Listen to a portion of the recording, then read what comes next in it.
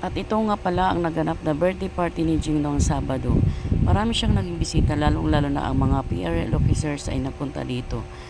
Ang aming kapitana, syempre hindi mawawalan ang mag-asawang Mikey Garcia at kapitana Nery Garcia.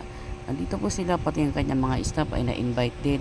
Ang mga kamag-anakan ni Jing ay nandito sa kamag-anakan ng asawa niya at sa side ng kay Jing.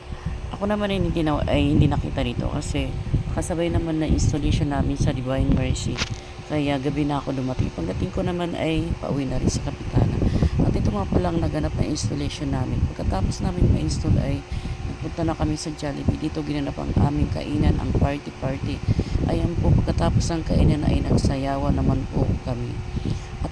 At dito ko po pala nakita na bawat isa pala sa amin ay mga talentong nailabas, nakita, ang gagaling pa rin masayaw kahit medyo may mga edad na. At ako naman ay pagkatapos magsasayaw ay nag-video naman sa aking mga kasama. Ayan po sila, o busy sa pagsasayaw. Wala silang kapaguran, para bang ngayon lang sila nakalabas ulit sa kanilang bahay at nailabas nila ang kanilang kasiyahan dahil ngayon lang po rin ulit kami nagkasama-sama. At sa isang taon na isang beses lang po ito namin nagaganap ang aming installation. At pagkatapos naman po ay isa-isa na po kaming sinayaw ni Ai. Ayan po, at ako naman po ang naisayaw dyan. Dahil napakaganda rin. Meron silang ginawang pakulo kung paano. Meron silang ginawang, bago ibigay ang aming mga giveaways ay isa-isa muna kaming isinayaw. Ang aming nag-iisang lalaki sa grupo, ayan po, nagpaikot-ikot muna kami kasi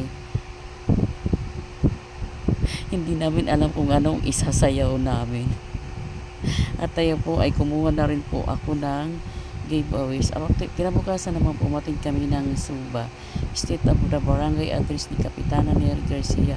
At magtataka kayo, ang pinipilahan naman ay pagkain. Thank you for watching. Bye!